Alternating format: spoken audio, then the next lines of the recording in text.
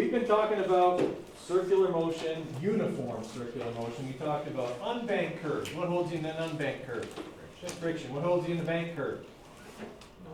Normal force, or at least the horizontal component of it, okay, holds you in the bank curve. We talked about, whirling things around in a circle and tension, okay. We had our lab yesterday where we were whirling that thing around in a circle and we had the mass hanging below, okay, that was providing our centripetal force because of the forces acting on it, okay, stuff like that. So we've had now some experience with that. We're going to look at kind of a practical application of uniform circular motion. Okay, one that probably your generation is more familiar with than maybe mine was, because you guys have had much better, more accurate, like, science fiction movies than my generation had. Okay, like if you watch like The Martian and Interstellar and things like that, the movies are bounded more in reality than they are in pure fantasy. Okay? Whereas in my day, artificial gravity was this magical thing that every spaceship had. Okay? And you just magically stuck to the deck, and that was how artificial gravity worked. Okay? And they're like, oh, well, we gotta be careful. We don't want to lose artificial gravity. Yeah, well, everyone will float away, but nobody knew how it was generated. Okay? Now, your generation has much more accurate stuff because people have a better understanding of how artificial gravity would realistically be made. Okay? And what you saw, and if you've seen The Martian or Interstellar, which are good movies by the way, if you haven't seen them, you should see them. Okay? But before you see The Martian, read the book. Book's better. Book's always better. But book's better. Okay? There's a lot of stuff they cut out. But anyway, in both of those movies, they have a spacecraft whose artificial gravity is generated by having part of the spacecraft spin. And it works just like the gravitron. Okay? It spins, and your inertia wants you to go straight, but you're pinned against the floor of the drum. Okay? And as a result, you push on the floor pushes back, and you feel like you have weight. And everything in there behaves like it has weight. Okay? Now, it's a lot of bother in engineering and technology to make something like that work. Why would you bother? Why bother making artificial gravity? Wouldn't it just be cool to hang out in zero gravity for a while? It's very hard on your body. Yeah. Zero gravity is incredibly bad for the human body, long term. Short term, it's not a big deal. But long term exposure to no gravity environment is very, very bad for the human body, because the human body evolved in a gravity environment. Okay? So lots of things start to change for a person as soon as they're in zero gravity. Okay? Like physiological, as well as like even like perceptual stuff begins to change. So when you first get into zero gravity is where most of the perceptual things start to happen. The physiological things don't happen right away, but your perceptual problems are immediate. Okay? Where is your balance center located? Like what part of your body controls your balance? Your ears, yeah. Okay? In the middle ear are those little like semicircular canals, okay? And they're full of these little, they're called hair cells. They kind of look like hair, they're not actually hair, okay? And in there, are these little hair cells, and there's like little like granules, like they're like sand, but they're actually made more like bone. And when you turn your head or you lean to one side, these granules move and they stimulate these little hair cells, and those little hair cells signal to the brain that, hey, we're leaning. You should probably correct for that. Okay? And we do automatically. We don't even think about it, right? If I lean this way, unless I've got an inner ear infection or some sort of like balance problem, I don't fall over generally. Okay? And so our body is able to balance itself. But what is it dependent on? Gravity. When I tilt my head like this, those little granules roll because of gravity, and they stimulate the hair cells to tell my brain, I'm leaning, don't fall over. You get into zero gravity, and that becomes like the car alarm that won't shut off.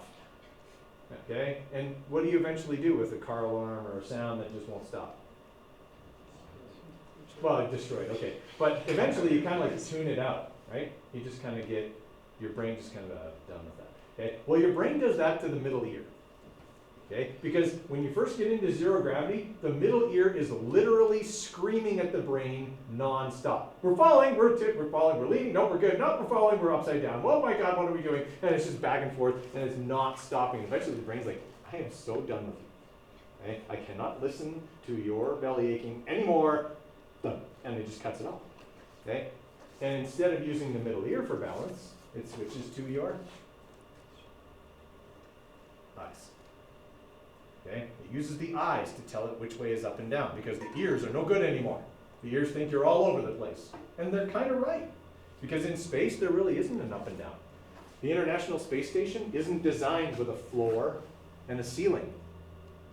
It's 4 walls. Okay? And I don't mean like 4 walls like this has 4 walls. It's like walls everywhere. It's a tunnel.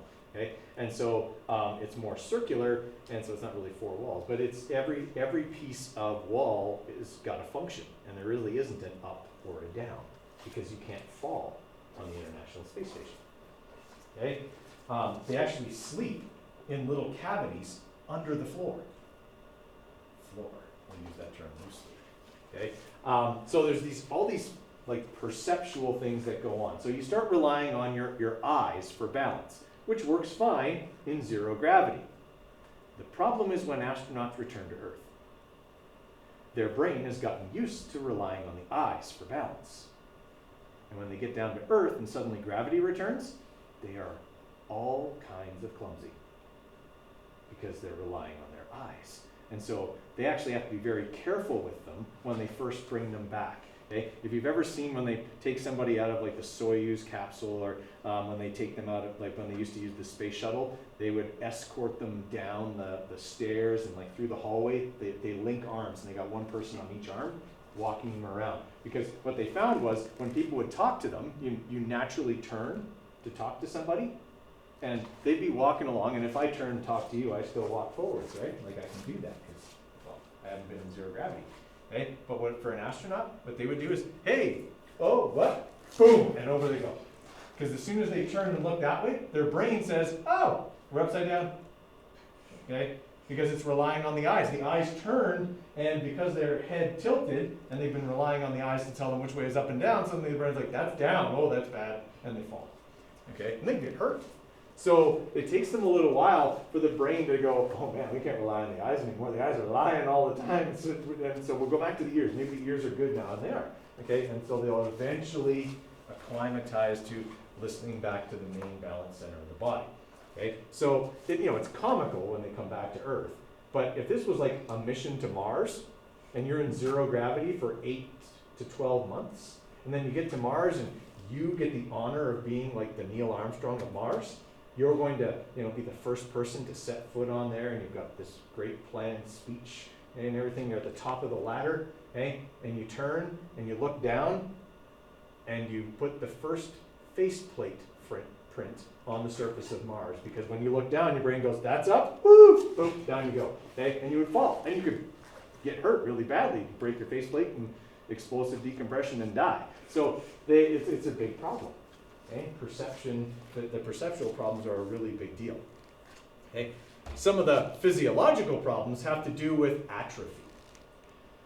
In zero gravity, you don't have to bear your weight.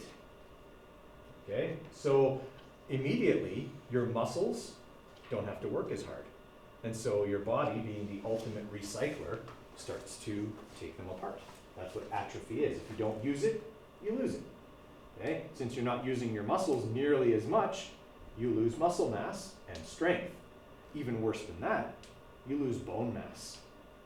Our bones stay strong because we're constantly breaking them. Okay? When we walk, when we lift things, when we push on stuff, we create small microfractures in our bones, which then heal back stronger and make our bones more and more dense. Okay? An elderly person who can get osteoporosis, okay? You guys heard of that before, right? That's what causes them to get like all hunched over and stuff. Their bones get weak and porous, okay, and very low in density, and they can break very easily. When astronauts come back from being on the space station for 6 months to a year, their bone density is like they're 70. Okay? It's very, very much less than it should be for a person of their age, right? And so they have to be quite careful when they come back. Okay? And this is after doing all the things on the International Space Station that they actually do to try and maintain muscle tone and bone density. Okay? So these are big problems. The other problem with losing density of your bones is that your bones are made of calcium. And as the bones get taken apart by your body, because they're not needed, okay, calcium builds up in the blood. And you can develop kidney stones. You ever had a kidney stone? Yeah, you don't want one of those, okay? I've never had one, but, okay, like, apparently they are exquisitely painful. Okay? Imagine you're peeing out like a little jagged rock, okay? That's what it's like. It's a crystal that forms abnormally in your kidney because you've got so much calcium, okay, and so much minerals, and so they build up in your kidney, and then you have to get, it can be on Earth, it's painful and problematic and inconvenient.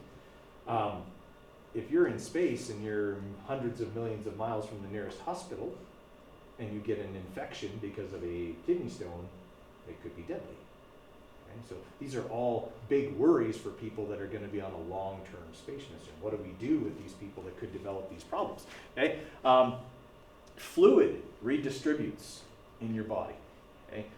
One of the first things that happens is the face and the hands get puffy. Okay? Because normally when we're standing or even sitting, fluid in our body generally moves towards the floor, okay, because of gravity. And when you're in zero gravity, it redistributes itself equally throughout the whole body. And so when people first get into space, they actually look like they've gone a few rounds, okay, with a heavyweight boxer, because they actually get all swollen until their body can reabsorb the extra fluid that's around. Their fingers feel arthritic because normally water doesn't accumulate, fluid doesn't accumulate there, and it starts to. So it's a big deal to be in zero gravity, okay? Plus being out in space exposes you to more cosmic rays and increases the chance of cancer, okay, and stuff like that. So there's all kinds of problems with being in zero gravity. It was actually what most of Chris Hadfield's research was about when he was on the International Space Station. Okay? Most of his research was on what happens to the eye, what happens to the heart, okay, in zero gravity. So they've got to come up with ways to either generate artificial gravity, which theoretically isn't very difficult, but practically is.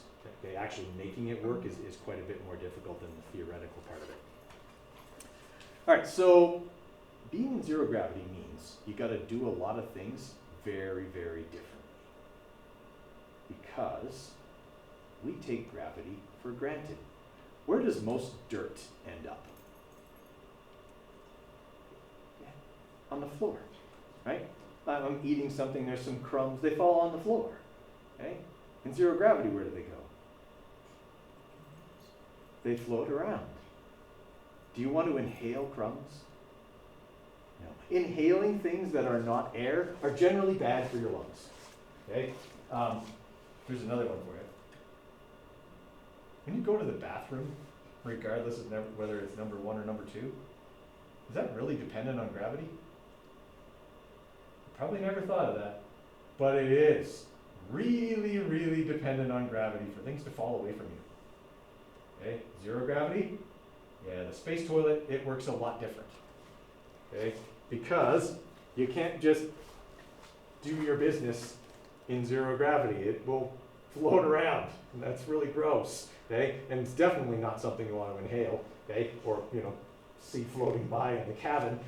So they have, well, they call it's windy in the space jam, okay? So they have essentially like a bit of a vacuum created so that when you go number 1 or number 2, it's actually like sucked away from you, okay? There's a tube for urinating, and then when you're, defecating, you go in number 2, there's actually a bit of suction, so it feels kind of windy, and it pulls it away, and then it goes into a storage container, which is periodically jettisoned. So the next time you look up in the sky and you see a shooting star, it might be blue. Because every once in a while they gotta get rid. All right, so I'm going to show you some videos of the stuff that, like, Chris Hadfield did a bunch of videos while he was the commander of the International Space Station on. Here's how I got to do this differently. Here's how this behaves in zero gravity. Okay? It's very, very different. All right, so there's all kinds of effects on the human body. Oh, that's the other thing I was going to show you. Like, he has to be, like, he's got a full-on harness, right? Some of it on his hips, so pulling his hips down, pulling his shoulders down onto that treadmill. okay? Because that simulates impact, and impact is important, okay? We feel that every day when we walk, okay, or if we run, or we're going up and down stairs, or whatever, that impact causes those little microfractures in our bones that heal and make our bones stronger. It's why they tell elderly people, okay, you've got osteoporosis, we want you to do some weight-bearing exercise and walk a lot. Okay? They don't have to go out and run a marathon. Obviously, you don't tell a 75 or 80-year-old, go out and run, okay? 'Cause that's not realistic. But go out and walk. Okay? Do a little bit more walking, because even walking is going to cause those little microfractures that can heal up stronger, make your bones a little bit more dense. Okay? Simple weight bearing. We're not saying you tell an 85-year-old man throw 180 pounds on the bench press and get under that thing. Okay? What we're saying, take those little 5-pound dumbbells and just do a little exercise. All of that stuff helps. Okay, to build up that bone density, and it's what they have to do on the space station in order to stay healthy. Okay, so the idea of artificial gravity is the rotating drum. Okay, there's no magical gravity field that you can make, okay, that's going to make artificial gravity work in the way that it works in a lot of science fiction. This is how we would generate artificial gravity in reality. At least part of the ship, if not the whole ship, rotates. Okay, and creates this. So what happens is, if you are standing right here, your inertia wants you to go in a straight line. But you can't, because you're standing on the inside of a cylinder. And so as you rotate, okay, and want to leave the cylinder pushes back on you towards the center, making you feel like you have weight. It's not gravity, it's normal force. It's a reactive force to your inertia wanting to make you leave the cylinder. Okay? So it feels like gravity. You would stay healthy like you would in a gravity environment. You'd have all the benefits of that, okay? But there wouldn't actually be any real gravity. The time when it starts to feel less like real gravity is when you're anywhere other than here. Okay? When you're here and you've got this thing pushing on your feet, you're good. If you are, let's say, traversing and you're in the axle, okay, so there'd be a tube here, an access tube or something like that. There'd be zero gravity inside that tube. When you're descending from the tube to the floor, you would have no gravity, or increasing gravity if there was a ladder.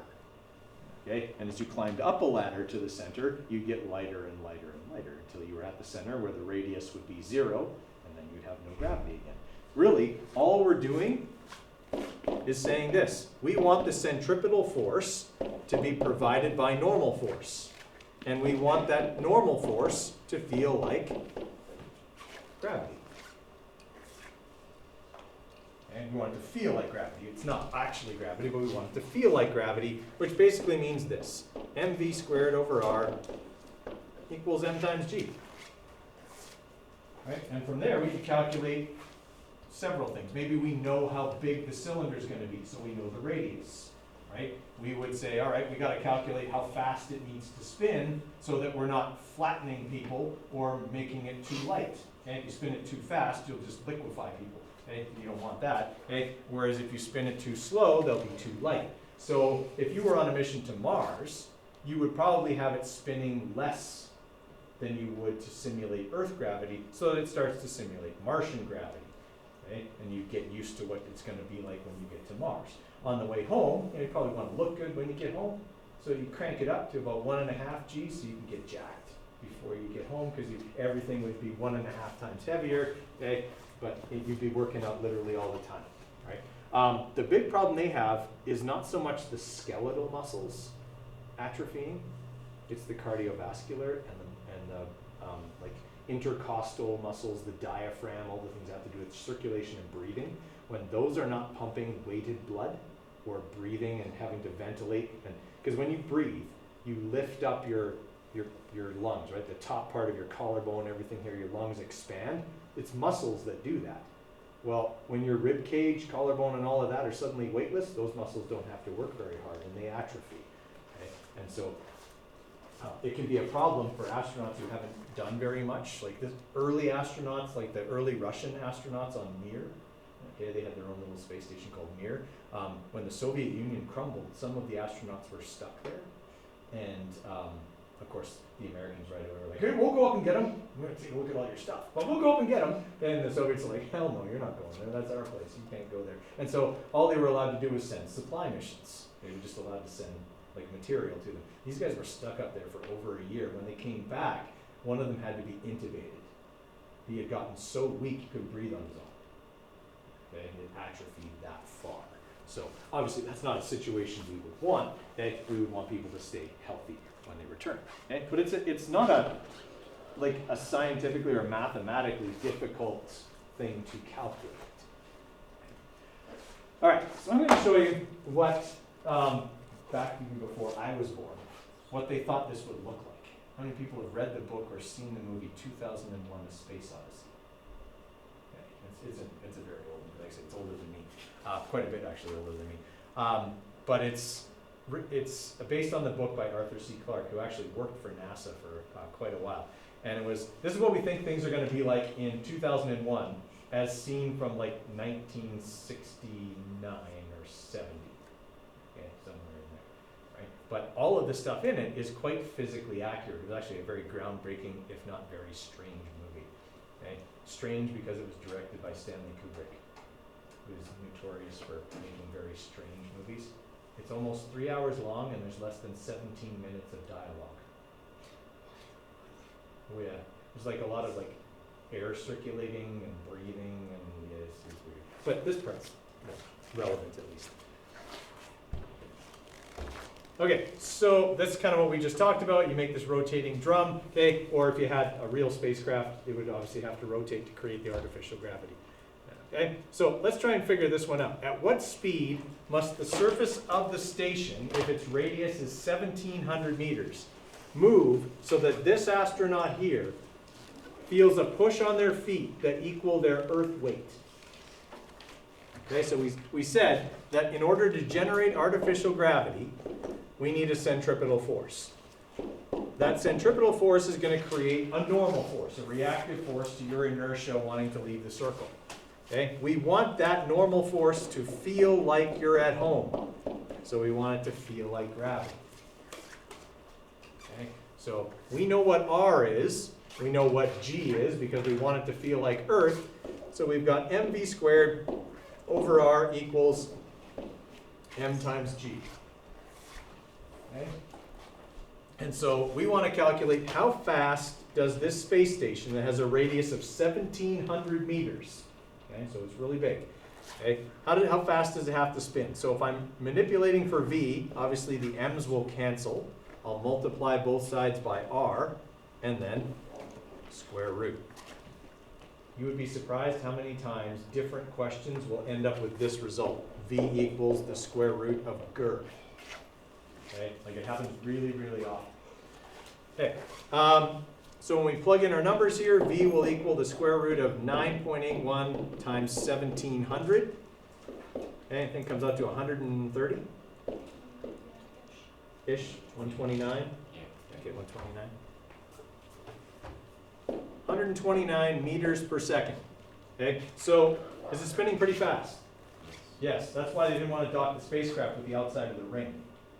Okay, trying to dock and match that velocity would be very difficult. And they actually have a scene in The Martian where when they're getting ready to rescue Mark Watney, the one guy goes out onto the outside of the spacecraft and he's moving about without a tether, and they actually stop the rotation of that part of the ship while he's out there, because if he was attached to it and lost his grip, he'd be thrown off at a high rate of speed and they wouldn't be able to recover him either. Okay. So yeah, it's perfectly realistic to generate artificial gravity in this way. It's just not as practical yet to do it that way. All right, so that's what we just did there. Okay, what I would like you guys working on for the remainder of class, because this will be our last day on just uniform circular motion, is some of the circular motion problems from the digital workbook. Okay, so I'll put those up on the board, and you can check them out obviously on your phone as well if you want to do it that way. Okay, we'll be starting vertical circular motion probably tomorrow.